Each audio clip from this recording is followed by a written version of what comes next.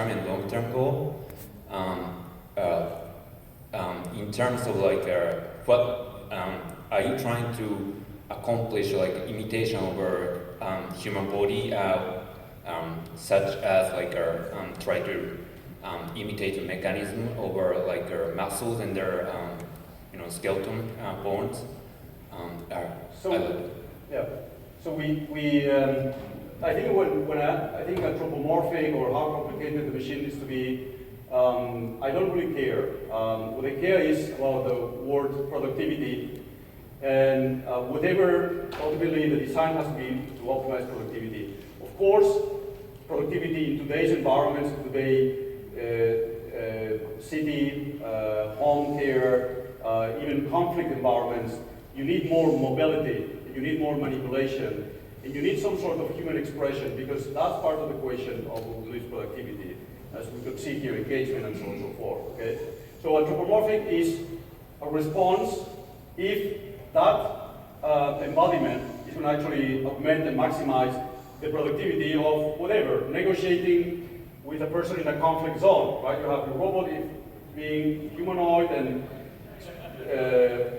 dicing some of the feelings that we have for humans. That's going to be more productive, and so be it, okay?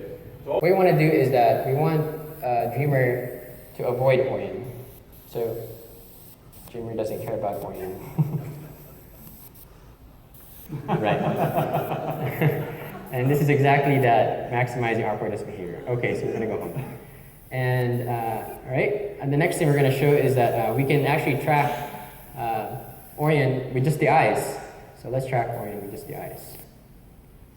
Okay, well, you should guys see if it's actually tracking. Is it tracking Orion? Yes. Oh, that's great. Okay, great. And this is still just, the head is prioritized over the eyes. Okay. All right, now we're going to track Orion with both the eyes and the head.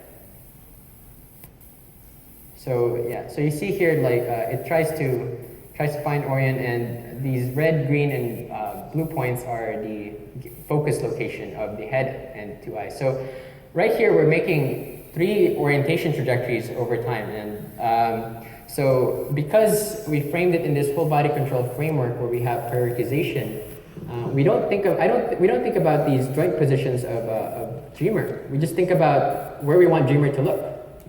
Because ultimately we lose a lot of ability, and then we also build, skeletons and so forth. But the same could be done for the eyes and so on.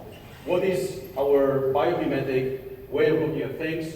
One of the things that's known is that our eyes move very quickly. It's called saccade. It's an Italian word. And that's, when this world has that, it has motors that are able to, swing back and forth, right? Mimicking that effect, because we believe that this is something that's going to contribute to the human-like behavior. So we do an effort. I don't think we have a general theory for all biomimetic behaviors, but scientifically speaking, we are not interested in having it all. We're interested in discoveries in particular kind of behaviors. And so now it's going to be square with fixed eyes. So it makes, so here's the focus point is way out there, and then it makes a square while the eyes are trying to maintain it fixed. Okay. And you can see that the head's moving quite a lot, but the eye position, it's focused way out and it's fairly stationary. Right.